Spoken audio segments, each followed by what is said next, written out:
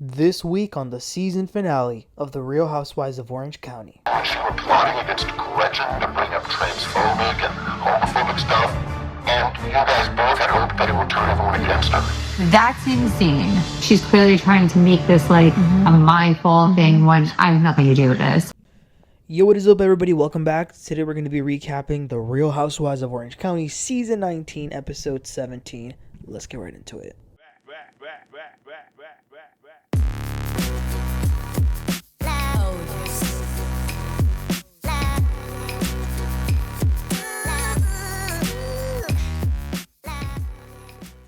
You guys, we finally made it to the finale.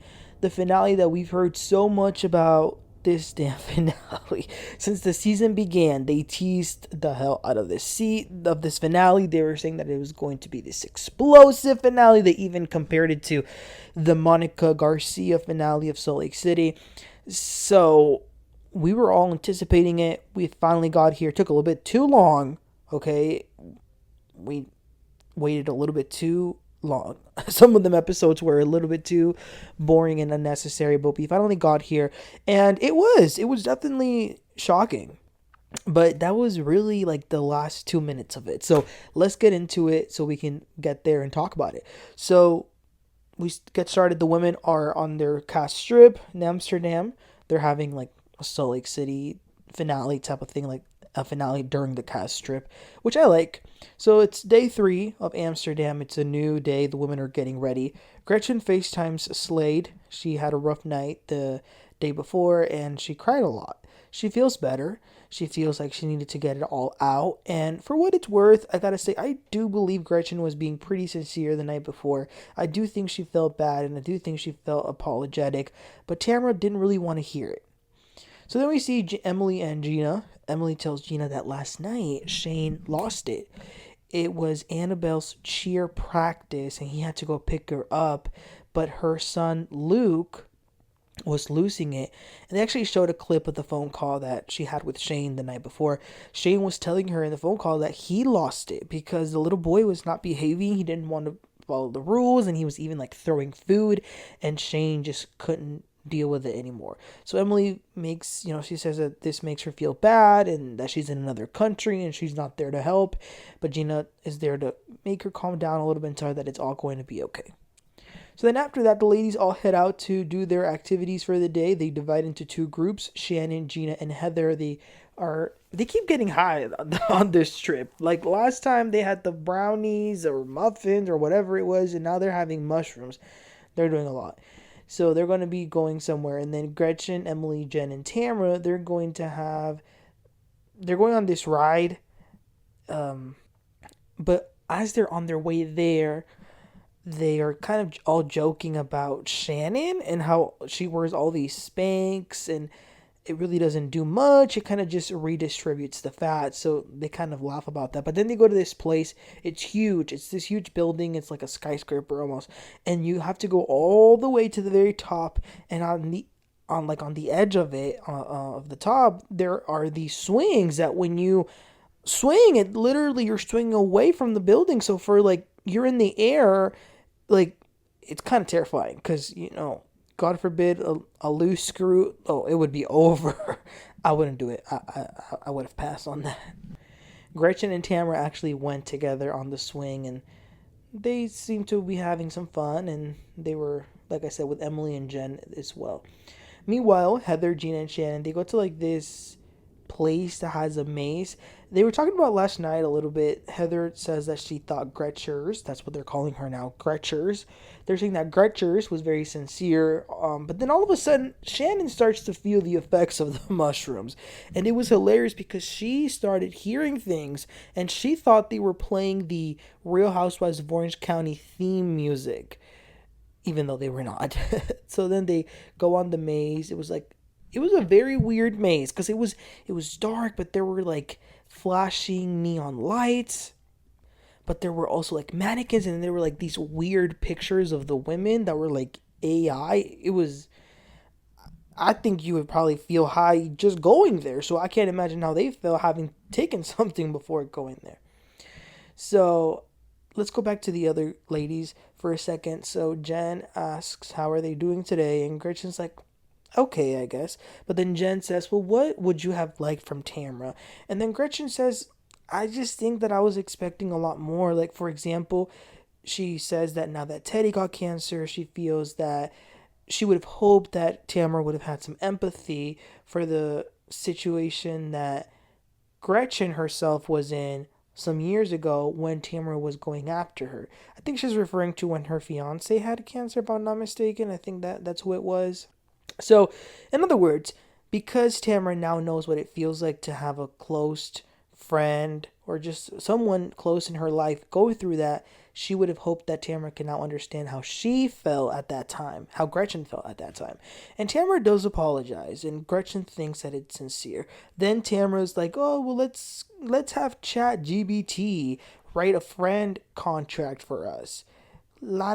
But you see, this is why I can't. This is why I can't with Tamra, because, she's here in this scene pretending to apologize, acting like they're going to move forward, when we know she has a huge trick up her sleeve that she's going to uncover later on this trip.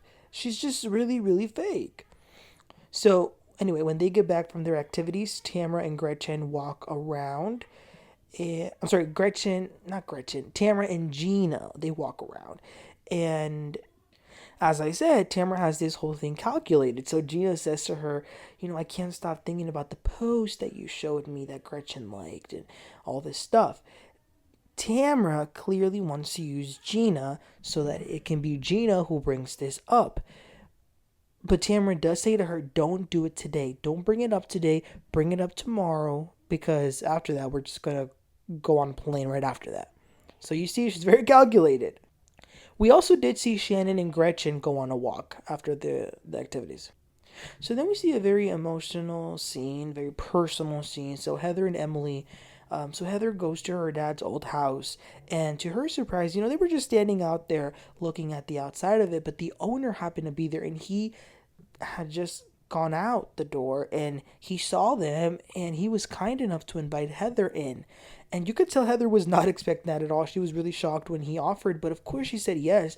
So they go inside, she starts to record, and even tries to FaceTime her mom so that she can see the house.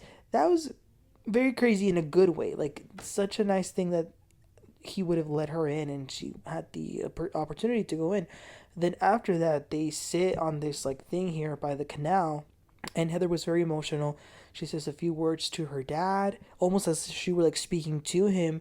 And then she brought some of his ashes that she threw into the water. And it was very sad, but she says that she feels like now he's free, and in a way she's free too.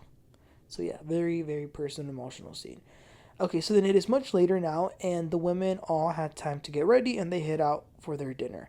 They order. Heather tells them how her and Emily, went to her parents' house and how they invited her in. But then Shannon says, well, I have something to bring up. So, do you guys remember that I just told you that Shannon and Gretchen also went on a walk earlier? Well, now we know that during that walk, Gretchen told Shannon that when they were on their way to the swing activity, the women were making fun of Shannon and shaming her about her Spanx, and that no guy would ever want to be with her because her Spanx just redistribute the fat like biscuits. So as you can imagine, Shannon is very upset, but Emily's like, well, that was a joke. And then Shannon says, listen, I can joke about myself, but Emily, after what you went through last year, Emily says, but we were not just talking about you. There was no malicious intent. Gretchen tries to interject, but then Emily says, Gretchen, shut up! I'm gonna lose it on you. I was like, oh, damn. But Emily does apologize to Shannon. And listen, two things can be true. Gretchen, maybe she did make it sound worse than it was. Maybe she definitely delivered it to Shannon much more malicious than it was. But we also can't pretend that it wasn't said. I mean, they definitely did say that she wears Spanx and it redistributes the fat. And they did mention biscuits, okay? So they did say it. Shannon accepts the apology, but I was just thinking, could you imagine if they had said this about Emily? We wouldn't have heard the end of it. I mean, we had to listen to her cry about a pair of jeans for 8 episodes straight last year. Whew. So that was that. That was the end of the day. So then it is the next morning, day 4. so they're going to do some activities again, splitting up as well. So Gina, Shannon, Tamra, and Jen, they get on these bikes that were kind of like, they were these like wonky bikes. Shannon could not keep her balance. I was scared that she was going to fall down. So they kind of ride around, and then after the ride, they talk to Jen about Ryan, and they're just giving her a bunch of advice. She opens up about some insecurities that she's had, but the main thing that the ladies want Jen to know is that she should be financially independent, financially stable. God forbid something happens to her again. So then meanwhile, Heather, Gretchen, and Emily go shopping, and then they also go to a waffle shop where they make these like cookie waffle type of thing. They looked really good. Emily said that Shane has been sending her pictures of him and Luke just to show that everything's better now, everything's okay. And they also say that they hope that they can have a very peaceful dinner since it's going to be their last dinner of the trip. That did not happen. So it's a little bit later and they're ready for dinner. They dressed very nice. They were almost kind of giving like old Hollywood money type of vibes. So they're ordering, and then Tamra brings up that she had crabs a long time ago. We do not need to know that. But then Tamra raises her glass to give a toast, and they start to play the Orange County finale music that they play every single season, which I love. It feels very like nostalgic and emotional. So they give us the finale flashcards for each of the women. So y'all know the drill. They tell us like what they're doing now and kind of give us updates on some of the storylines that they had this season. But honestly, nothing really was that important for us to discuss. But it didn't end quite yet.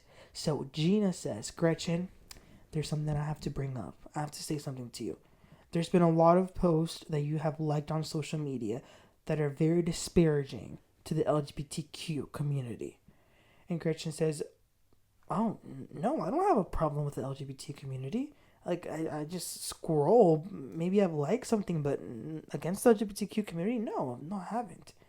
So they ask, like, where did this come from? So Tamara is like, well, I got it sent by iHeart, who send us, like, things. So they take a look at some of the posts, and it's about, like, transgender and some other stuff like that. They didn't actually show us what the post said, but the women themselves were seeing them. So Heather got very, very, very upset. So she turns to Gretchen and she's like, I just had an event for the Trevor Foundation. Do you understand that LGBTQ youth hurt themselves?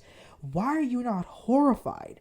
And then they show her the post. Gina shows her the post and Heather is like, this is about human decency. So Jen then says to Gretchen, do you think that like maybe because like it biblically you might think that way? So then Heather says to her, biblical? Jesus says to love, not to hate. And then Jen says, I'm not saying I believe that, Heather. I'm just trying to figure out where this is coming from. And then Heather says to Gretchen, you are intentionally liking hateful rhetoric? And then Gretchen, she was kind of like a deer in headlights for a moment. Like, she didn't know what to say, but she does say to Heather, that's not how I feel, though. I don't know why these posts are being liked, but I don't feel like that. Meanwhile, Shannon is crying, and then Jen asks Tamra, like, how long have you known about this? And Tamra says, about a year. So then everyone sort of says to her, well, why didn't you say anything sooner? And then Tamra says, oh, well, because it was too dark to bring up. Now, Tamra, come on now. Then she says to Gretchen, Tamra says to Gretchen, if I was being accused of being a homophobic bitch, I would be crying my eyes out. And then Gretchen says, but I'm not going to cry because that's not how I feel, like it's not true. And then Tamra's going off like she loves to do, screaming and cussing and just doing all that. So then Heather got up. She went to go FaceTime Terry and she's crying, telling him what was just said. So then Gretchen goes to find Heather and she says, do you really think I have hate in my heart for like your children? I don't feel like that. And then Heather says, well, you're going to have to prove that. So then Gretchen calls Slade and she says, they're accusing me of being homophobic. And then Slade's like, well, you should bring up that Tamra was the one who used a gay slur against me. And she did, apparently. They showed the clip. She used the F word. So then Gretchen comes back, and then Tamra says, did Slade give you some good advice? And then Gretchen says, no, other than I don't have to defend what I don't feel. And then Heather says, well, you do. If you want to keep this friendship, then you do. So then Heather gets up and leaves. Tamra goes right after her as well, and they all sort of just leave. They're getting into the Sprinter, and Gretchen's the last one, and as she's getting on, they're all like, no, you're not going here. You're going on a different car. Which made me feel some type of way. I didn't like that. Tamra was just she was being so violent as she normally is. She's like, get out! And they were like, calm down.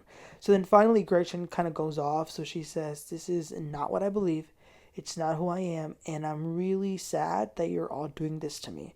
And then they all say, doing this to you? Like, no, you need to get out. So then finally Gretchen cries and she's like, why are you doing this?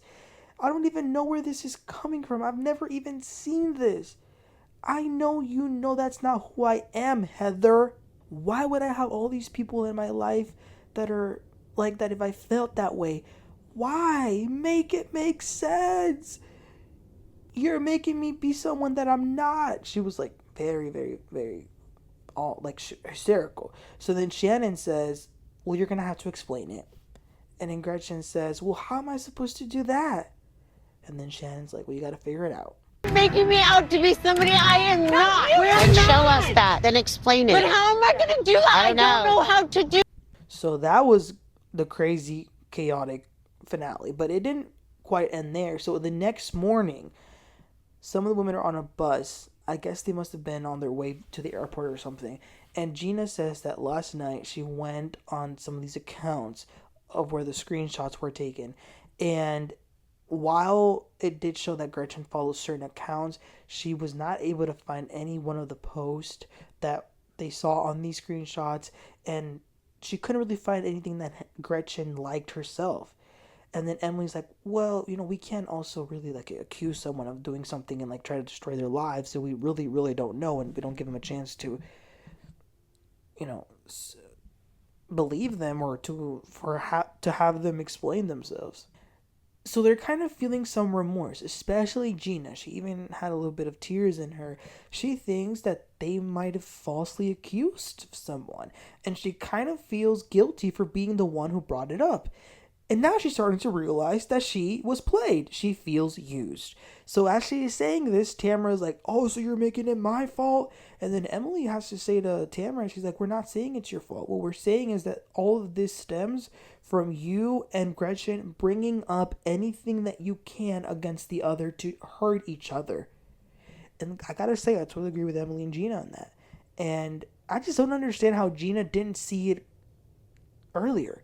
Like, when they were on their walk and Tamra said to her, wait till tomorrow. Like, Gina, how did you not realize that you were being used by Tamra to put this out there? If it was that heinous as they all were saying it was, Tamra would have brought this up a long time ago and she would have done it herself. She wouldn't have needed no help from you. Okay, so then 1 week later, we get an update.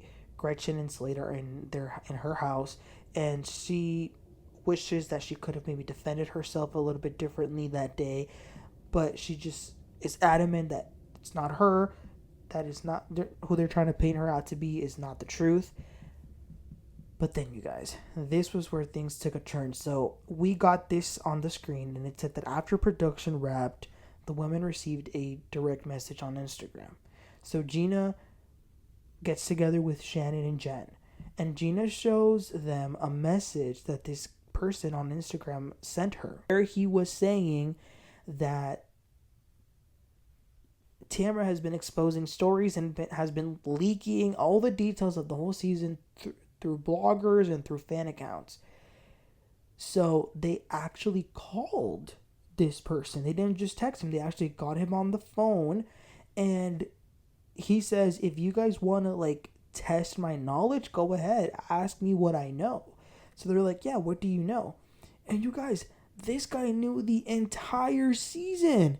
He knew that Katie failed a lie detector test, that she had stopped filming, that Katie and Gretchen had a falling out. He knew that Tamra and Gretchen got into it at Emily's party, and he knew about these homophobic / transphobic takedown that Tamra had been planning all along. And these three, Shannon, Jen, and Gina, were just shocked. And that was the end of the episode. Now, this is going to be interesting because we saw the reunion trailer, and in the trailer, Andy says to them that none of them have seen the aftermath, meaning what we just saw right now with this whole text thing, they themselves hadn't seen it back. So it's going to be really interesting to see Tamra's face when she hears that she's being accused of leaking the whole thing, the whole season. And I think it's true because you got to also remember at this point when Shannon and Gina and Jen are on the phone with this guy, the season hadn't really aired yet, so no one could have known any of this except the people that actually filmed it. So, I believe it. I totally believe it. And that was the finale for Real Housewives of Orange County. Now, let me say this. This was a flop. Tamra wanted this to be the takedown of the century. I knew it. This was her all along. And let's keep it real. Okay, we got to be real here. Gretchen Rossi is a conservative. She's a Republican. And she is a Make America Great Again fan, or whatever they are. She is. We've seen videos, actual videos, not just screenshots. There has been videos where she's wearing the Trump hat and all of that. It is what it is. I'm not that. Definitely not. But at the same time, we can't pretend like people aren't that, because at the end of the day, the man won the election. Surprisingly, but he did. So to pretend like people in Orange County aren't conservative is it would be ludicrous, right? So we know that. Even though I personally am not a conservative at all, I'm more of like a progressive. That's neither here nor there. But my point is, they're conservative. We know that.